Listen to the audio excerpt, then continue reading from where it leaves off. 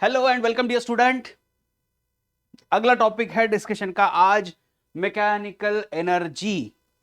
Mechanical energy and its conservation. हमने अभी तक काइनेटिक एनर्जी को पढ़ा है, हमने वर्क एनर्जी से रिलेटेड थ्योरम भी पढ़ लिए है, हमने कॉन्जर्वेटिव नॉन कॉन्जर्वेटिव फोर्सेस को भी डिस्कस कर लिया है और आज बारी है मैकेनिकल एनर्जी की। इसको डिटेल में पढ़ते हैं।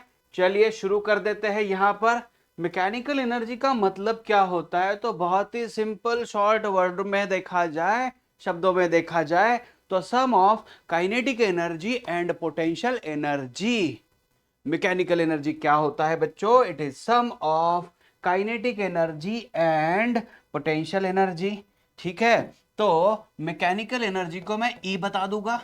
It is sum of kinetic energy and potential energy. चलो भाई, क्लियर हो रहा है? हाँ। अभी मैं आपके साथ क्या डिस्कस करने वाला हूं, एक बार फास्ट में आपको फॉर्मूला पता होगा तो यहां पर देख लीजिए। Work done by all kind of conservative forces plus work done by all kind of non conservative forces plus work done by any other forces is nothing but change in kinetic energy। ये formula किसका है? ये formula किसका है? तो ये formula हमने work energy theorem में पढ़ लिया है। वर्क एनर्जी थ्योरम में पढ़ लिया है। अभी मुझे क्या बताना है वो समझ लो। हमें ये पता है work done by conservative forces जो होता है that can be represented in terms of potential energy change which is negative change in potential energy. Work done by conservative forces is negative of change in potential energy. तो देखिए यहां पर मैं लिख सकता हूं minus of change in potential energy plus that again work done by non conservative forces. आप बोल रहे होगे सर नॉन कंजर्वेटिव फोर्सेस कौन कौन से है? फ्रिक्शन होता है, एयर रेजिस्टेंस होता है विस्कोसिटी भी होता है, जहां पर एनर्जी का लॉस होता है। अदर में कौन कौन है? तो अदर में जो आपको पता होगे नहीं होगे, कोई अप्लाइड एक्सटर्नल फोर्स होगा, है ना, इस टाइप के सारे फोर्सेस इस कैटेगरी में डाल देते हैं। तो बच्चों ये आ गया चेंज इन काइनेटिक एनर्जी। सही है, ठीक है। तो मैं इसको कुछ इस तरीके से लिखता हूं, work done by non conservative forces plus work done by other is equal to change in kinetic energy plus change in potential energy. क्योंकि ये इस साइड में चला गया तो क्या हो जाएगा? ये ऐड हो जाएगा, है ना, ऐड हो गया। बहुत बढ़िया। अभी क्या करना है? सर आपने तो बताया था kinetic energy plus potential energy होता है mechanical energy, kinetic energy plus potential energy होता है मैकेनिकल एनर्जी। तो क्या kinetic energy plus potential energy का यहां पर जो एडिशन दिख रहा है, क्या हम इसको बोल सकते हैं मैकेनिकल एनर्जी? बिल्कुल भी नहीं, बिल्कुल भी नहीं। तो समझ लो यहां पर बात को। अगर मैं बोलूं, अगर मैं बोलूं work done by non conservative forces मान लीजिए 0 है। अगर मान लीजिए work done by other forces भी 0 है, work done by other forces भी 0 है, तो राइट साइड में बच्चों क्या आ जाएगा? तो यहां पर देख लीजिए क्या आ जाएगा। तो ये काइनेटिक प्लस पोटेंशियल एनर्जी का एडिशन नहीं है, ये चेंज वाला एडिशन है। तो देखिए काइनेटिक एनर्जी का change, kinetic energy final minus kinetic energy initial, right, plus potential energy final minus potential energy initial. तो देख लीजिए kinetic energy final plus potential energy final minus, minus बाहर निकाल देता हूं, तो kinetic energy initial plus potential energy initial, ये is equal to आ गया 0। तो लास्ट में देखिए क्या होगा, एक साइड में आ जाएगा kinetic energy final plus potential energy final is equal to kinetic energy initial plus potential energy initial is equal to मैं बोल दूंगा ई, और इसको मुझे बोलना है mechanical energy, right, mechanical energy. तो इस तरीके से आप ये बोल सकते हो addition of kinetic energy plus potential energy. Statement क्या था? It is sum of kinetic energy and potential energy. तो वही तो चीज मैंने आपके सामने यहां पर लाके रख दी है। This will be called as mechanical energy. Are you getting this? Yes. चलिए आगे बढ़ते हैं बच्चों। यहां पर समझ लीजिए एक वर्ड आ सकता है loss, loss of mechanical energy. जब अगर लॉस का वर्ड आएगा तो लॉस में आपको mechanical energy initial minus mechanical energy final कुछ इस तरीके से दिखाना है। अगर कई बार वर्ड आ जाएगा gain of mechanical energy, gain of mechanical energy, तो आपको बताना है फाइनल माइनस इनिशियल कुछ इस तरीके से लेना है। वैसे भी देखिए लॉस और गेन में आपको देखिए लॉस वर्ड आता है तो लॉस में loss itself is suggesting the thing is going like कि फाइनल वैल्यू कम होने वाली है। तो लॉस और गेन वाला जो प्रिंसिपल है वो मैं आपको सम्स के साथ में करा के दिखाता हूं। एक एक सम्स होगा उस सम के साथ में करा के लेते हैं। देखिए क्या करते हैं यहां पर, ये क्वेश्चन है, इसमें दिया गया है block is placed on the top of inclined plane, 37 degree inclination दिया है, ठीक है। The length of plane is 5 metre, यहां से यहां तक ये 5 मीटर बन रहा है। फिर क्या दिया है? The block slides down the plane and reaches the bottom. तो दो क्वेश्चन पूछे गए हैं, find the speed of the block at the bottom if inclined plane is smooth. तो पहले स्मूथ पे काम कर देते हैं, क्योंकि स्मूथ है तो कोई भी non conservative forces like friction यहां पर अवेलेबल नहीं है।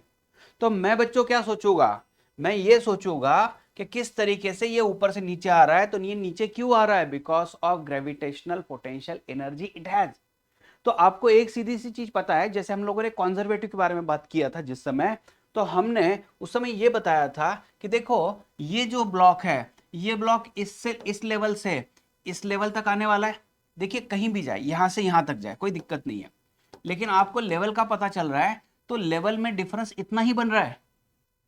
भले ही ये कितना भी दूर प्लैंक पर चला जाए, आपको एक चीज समझनी है, इस लेवल से इस लेवल तक वो आने वाला है। मतलब उसका जो लेवल का चेंज होने वाला है वो लेवल का चेंज इंपॉर्टेंट है, ना कि वो कितना दूर स्लाइड हुआ है, क्योंकि ये स्मूथ सरफेस है। चलिए, तो आपको पता चलना चाहिए कि इस लेवल से इस लेवल आ रहा है तो क्या हो रहा है, ऊपर से नीचे आ रहा है तो loss of gravitational potential energy हो रहा है।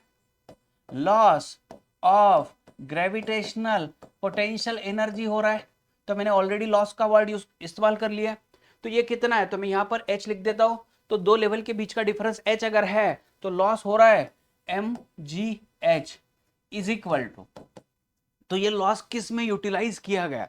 ये यूटिलाइज किया गया काइनेटिक एनर्जी के गेन में। तो काइनेटिक एनर्जी का गेन जो है तो फाइनल उसका बढ़ने वाला है, तो फाइनल माइनस इनिशियल करना होता है।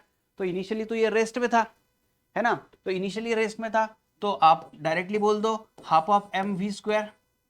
ये देखिए एम एम कैंसल हो गया, तो v is equal to square root twice G और h कितना है? ये 5 मीटर है।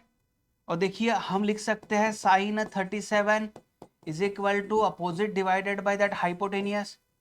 So h is equal to 5 into sine 37। Sine 37 बच्चों कितना होता है? 3/5 होता है। तो ये मुझे मिल गया 3 मीटर, राइट? यही होता है ना साइन 37, 3/5 है।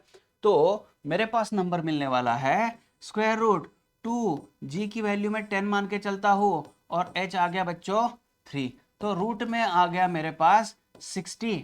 तो चलिए 60 रूट 60 मीटर पर सेकंड, ये आगे का कैलकुलेशन का पार्ट होता है। अगर चार ऑप्शन दिए होते तो हम लोग फास्ट में गेस वर्क करा ले सकते हैं, क्योंकि 60 जो है अगर बात करें तो यहां पर किसका स्क्वायर रूट निकल सकता है, एक अगर अंदाज लिया जाए तो 8 का स्क्वायर 64 आता है, और 7 का जो है 49 आएगा, राइट? तो 7 का अगर स्क्वायर करते हैं और 8 का स्क्वायर 64 आएगा, तो कहीं ना कहीं 7 और 8 इनके बीच का नंबर ये मिलने वाला है। तो ये चलो अंदाज आएगा, आगे चलकर आप ले सकते हो। तो मुझे तो यहीं तक ये क्लियर करवाना है कि किस तरीके के कॉन्सेप्ट हम लोग यहाँ पर वर्कआउट कर रहे हैं। अच्छा, दूसरी चीज क्या हो रही है, दूसरी चीज क्या हो रही है कि यहां पर सेकंड क्वेश्चन जो पूछा गया है इसमें speed of block at the bottom if coefficient of friction is 0.25, तो कोएफिशिएंट ऑफ फ्रिक्शन 0.25, तो क्या होगा, जो लॉस हो रहा है, loss of gravitational potential energy, इसका इस्तेमाल दो चीजों में हो रहा है, एक तो गेन हो रहा है काइनेटिक एनर्जी में, और प्लस थोड़ी बहुत एनर्जी जो है वो इस्तेमाल हो रही है in friction, so loss in friction, loss of energy in friction और loss of energy in friction. तो चलिए कितना आएगा, loss of gain in, loss of gravitational potential energy mgh, इसकी वजह से पहले तो ब्लॉक को वेलोसिटी मिल चुकी है, प्लस जो बचा हुआ एनर्जी होगा, अभी यहां पर माइनस साइन इस्तेमाल करेगा तो बिल्कुल नहीं इस्तेमाल करना है, इसका यूटिलाइजेशन दो तरीके से हो रहा है, तो यहां पर आपको देना है, क्या देना है, तो ऊपर से नीचे आ रहा है तो हमको पता है बच्चों, ये ऊपर से जब नीचे आता है तो फ्रिक्शन इस डायरेक्शन में काम करेगा और डिस्प्लेसमेंट इस डायरेक्शन में काम करेगा। आप बोलेंगे सर फ्रिक्शन और डिस्प्लेसमेंट तो अपोजिट है, तो मैं माइनस साइन दे दूं, नहीं देना है, मैंने ऑलरेडी लॉस का इस्तेमाल कर लिया यहाँ पर। अब बोलोगे यार ये तो कंफ्यूजन करा रहा है, क्या कंफ्यूजन करा रहा है कि किस तरीके से हम यहाँ पर साइन का इस्तेमाल करें, बिल्कुल नहीं करना है, मैं आपको सीधे सीधे बता रहा हूँ बच्चों, क्या हो रहा है, ये ऊपर से नीचे आ रहा है तो इसका एक एनर्जी कम हो रहा है और इसका इस्तेमाल दो चीजों में हो रहा है, एक तो इसका स्पीड बढ़ गया और दूसरा जो एनर्जी का डिफरेंस निकलेगा वो कहाँ इस्तेमाल हुआ है, बस उतना ही बताना है। तो यहां पर देख लीजिए कितना, म्यू एन, ये तो फ्रिक्शन हो गया, और डिस्प्लेसमेंट, तो यहां पर एन कितना होता है इस टाइप के केस में, आपको पता है mg cos थीटा होता है, और डिस्प्लेसमेंट एस तो 5 मीटर दिया गया है, तो देखिए अभी क्या होगा, mgh half of mv² plus mu कितना है 0.25, एन कितना है तो mg cos 37, और इसको मल्टीप्लाई बाय करना है जो 5, ठीक है। तो क्वेश्चन क्या पूछा गया, यहां पर स्पीड से रिलेटेड क्वेश्चन पूछा गया, तो देखिए m तो वैसे भी हर तरफ से कैंसिल हो ही रहा है, तो यहां पर g और h कितना है, तो h अभी ऑलरेडी मुझे मिल चुका है 3, तो देखिए ये हाफ v² प्लस 0.25 इंटू जी, तो ये बच्चों 2.5 multiply by cos 37 4/5 into that 5, ये कैंसिल हो गया, यहां पर कितना आ गया, ये 10 आ गया, ये 30 is equal to half of v² plus ये 10 आ गया, राइट, वो 10 इधर आ गया, तो 20 30 minus 10 20 is equal to half of v², तो v² इज इक्वल टू 40, तो v is equal to square root of 40, ये मीटर पर सेकंड में आ गया। तो इस तरीके से ये आंसर निकल सकते हैं, इस तरीके से आंसर निकल सकते हैं, राइट। चलिए बहुत बढ़िया, आगे बढ़ते हैं बच्चों। कुछ क्वेश्चंस है जो मैं थोड़ा स्क्रीन पे ही लिख के देता हूं आपको ताकि और प्रैक्टिस हो जाए, तो वो प्रैक्टिस क्या है ये समझ लेते हैं। प्रैक्टिस के लिए हमें ये करना है,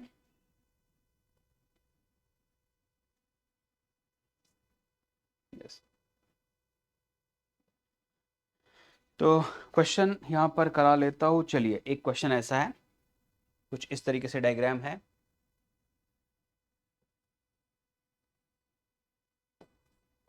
यहां पर एक स्प्रिंग डाली है और इस हाइट पर, इस हाइट पर यहां पर एक ब्लॉक रखा है and the entire surface is like this surface is smooth, ठीक है, ये ऐसा क्वेश्चन है। स्प्रिंग जो है, स्प्रिंग का जो स्प्रिंग कांस्टेंट दिया गया है वो k दिया गया है and the block has mass m।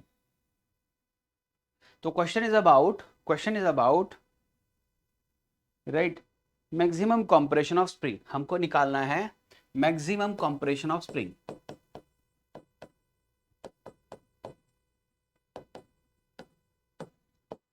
तो क्या करें, तो सबसे पहले हमको ये ध्यान में रखना है कि जब ये ब्लॉक मैंने रिलीज किया, जब ये ब्लॉक मैंने ऊपर से रिलीज किया, राइट, जब ये ब्लॉक मैंने ऊपर से रिलीज किया होगा तो इसका इनिशियल स्पीड कितना था, 0 था, और मुझे पता है जब ये ब्लॉक यहां पहुंच जाएगा, ये स्प्रिंग के पास पहुंच जाएगा तो स्प्रिंग पूरी तरीके से कंप्रेस हो जाएगा और ये ब्लॉक वापस से रुक जाएगा।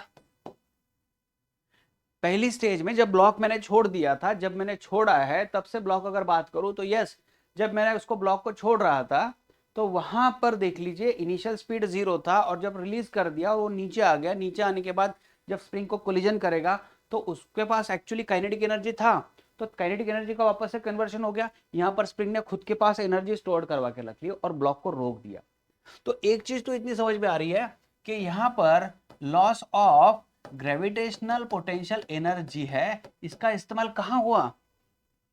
तो शुरुआत ऐसी होगी कि ब्लॉक ऊपर से नीचे आया होगा, इसने स्पीड पकड़ी होगी, इसकी काइनेटिक एनर्जी बड़ी होगी, और एक सर्टेन मोमेंट पर ये यहाँ पर जब कोलिजन करता है तो कोलिजन करने के बाद इसका जो स्पीड था, इसका जो काइनेटिक एनर्जी था, फिर इसका जो होगा इस्तेमाल ये स्प्रिंग ने किया। अभी नाउ काइनेटिक एनर्जी, ये ब्लॉक को रोकना है तो काइनेटिक एनर्जी कम कम कम हुई होगी, बट द काइनेटिक एनर्जी का जो चेंज हुआ वो किस में स्टोर हुआ? स्प्रिंग में स्टोर हुआ। मतलब loss of gravitational potential energy is equal to gain in spring potential energy.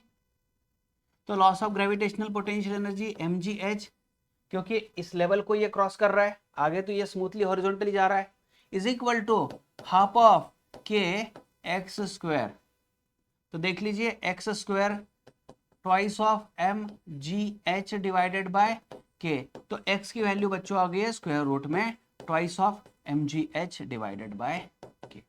चलिए ठीक है, root of twice mgh divided by के।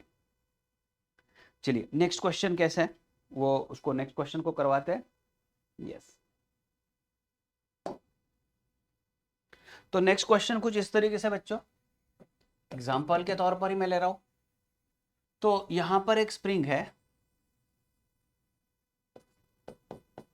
स्प्रिंग का जो कांस्टेंट है के है, और यहां पर मैंने एक ब्लॉक रखा है, इसका कांटेक्ट देख लीजिए, समझ लीजिए, यहां पर अटैचमेंट नहीं दिया गया है, नॉट लाइक अटैचमेंट, या फिर अटैचमेंट आप समझ के भी चल सकते हो, कोई दिक्कत नहीं है। यहां पर स्प्रिंग जो है, स्प्रिंग का जो है बच्चों ये नेचुरल लेंथ में है। स्प्रिंग जो है यहां पर नेचुरल लेंथ में है। स्प्रिंग जो है ये नेचुरल लेंथ में है। तो स्प्रिंग अगर नेचुरल लेंथ में है और मैंने इसको जस्ट पहला फर्स्ट क्वेश्चन देख लीजिए, फर्स्ट क्वेश्चन क्या है, ये ब्लॉक का मास m है। तो फर्स्ट क्वेश्चन देख लीजिए, acceleration of block just after released कितना है? Acceleration of block just after released कितना है, कितना बन पाएगा? तो देख लीजिए क्या हो रहा है, अभी स्प्रिंग नेचुरल लेंथ में है, क्योंकि स्प्रिंग ने कोई जोर भी नहीं लगाया, यहां पर स्प्रिंग का कोई कंप्रेशन भी नहीं है, ना इलोंगेशन है, तो स्प्रिंग तो काम नहीं करेगा। और जब आप छोड़ देते हो तो ऑब्वियसली इस पर सिर्फ काम कर रही है ग्रेविटी, तो एक्सेलरेशन इज इक्वल टू ले सकते हैं g। Second case, what is displacement और व्हाट इज इक्विलिब्रियम पोजीशन, या कुछ इस तरीके से क्वेश्चन एक बार देख लेता हूं, पढ़ लेता हूं इसको। Yes, what is the compression in spring, what is the compression in spring at equilibrium।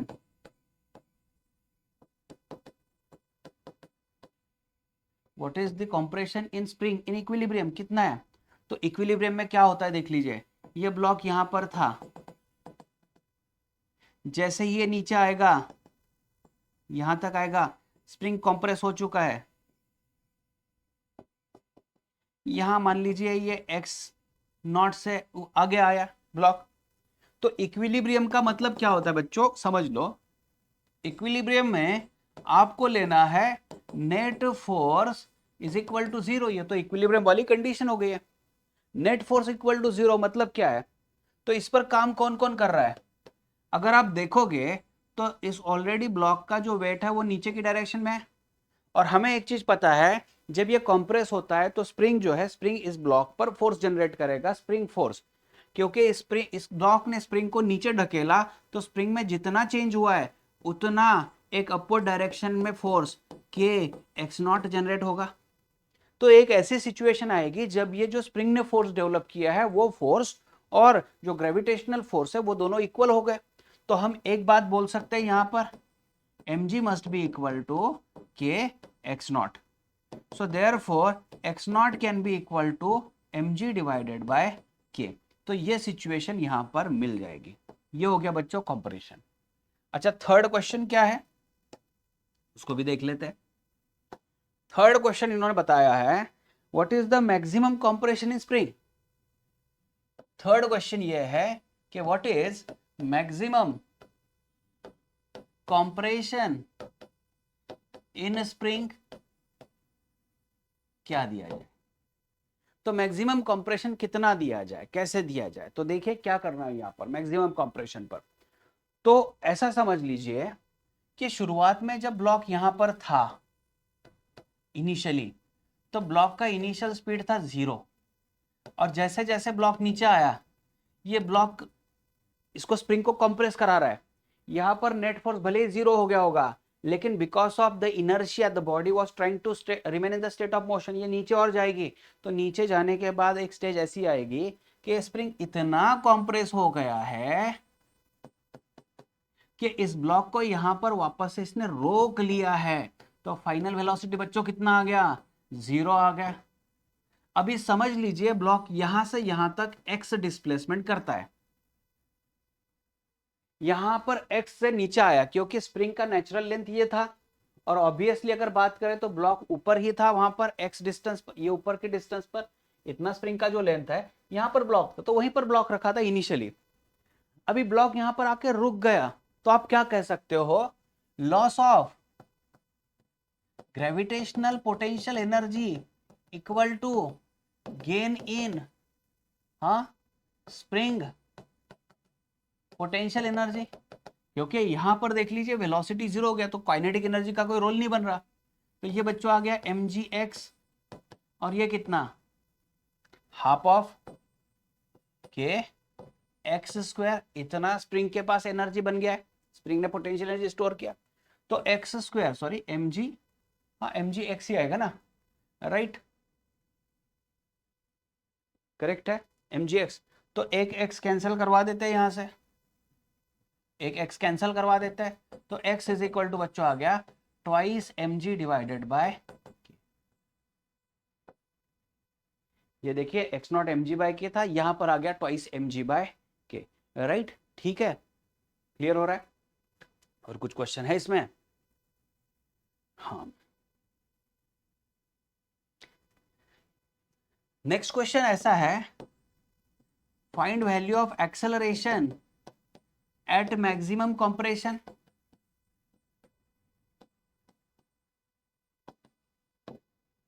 Maximum compression पर एक्सेलरेशन कुछ बन रहा है क्या, तो आप समझ लो हाँ है, क्योंकि ये इतना कंप्रेस हो चुका है कि यहां पर स्प्रिंग ने जो फोर्स डेवलप किया है बच्चों, वो फोर्स है k टाइम्स x ऊपर की डायरेक्शन में।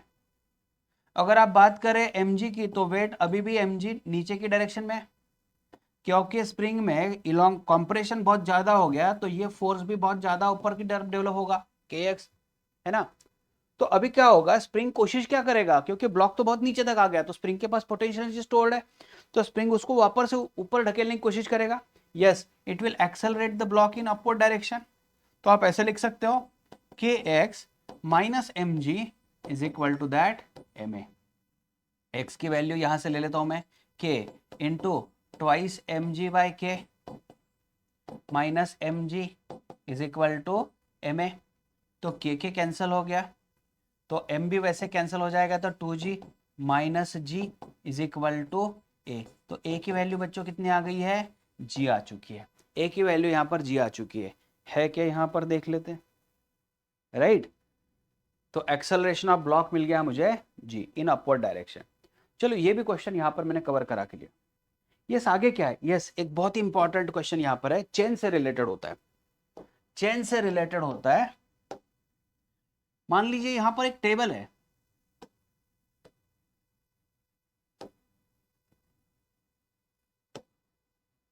और इस टेबल पर,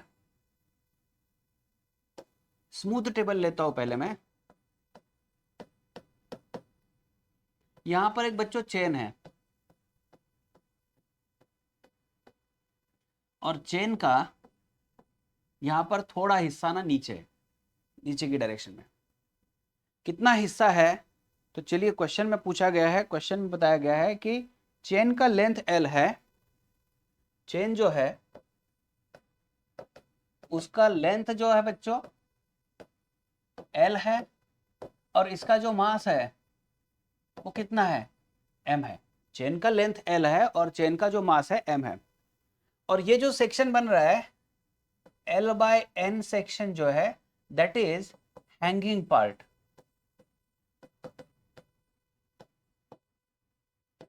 L/N is a hanging part.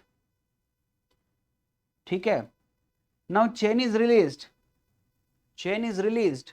So question is about velocity of chain when it leaves that table. When it leaves that table. ये टेबल को जब छोड़ देगा तब क्या होगा? तो अभी इसको ऐसे समझना है आपको। मैं वही जो सिचुएशन है एज इट इज मैं यहां से उठाकर ले लेता हूं यहां पर, और फिर सेकंड सिचुएशन भी ले लेता हूं यहां पर। तो दो सिचुएशन में क्या करना है समझ लो आप। यहां पर सेकंड सिचुएशन में तो कुछ ऐसा हो जाएगा कि चेन पूरा के पूरा यहां पर बस टेबल को छोड़ ही दिया इसने, तो हमें एक रेफरेंस पॉइंट लेना पड़ेगा। तो रेफरेंस पॉइंट मान लीजिए मैं इसको ले लेता हूं, यहां पर ले लेता हूं reference potential energy equal to 0। तो टेबल के ऊपर ये जो रेफरेंस है इसको पोटेंशियल एनर्जी 0 मान के चलते हैं। तो इसके नीचे अगर बात करें तो इस लेवल के नीचे निगेटिव पोटेंशियल एनर्जी आएगी। अच्छा, ये जो चेन का हिस्सा मुझे हैंगिंग दिख रहा है इसके पास कितना पोटेंशियल एनर्जी है? तो मुझे एक बात करनी है कि ये L/N है, तो इसका जो बच्चों सेंटर ऑफ मास होगा ये कहां पर होगा?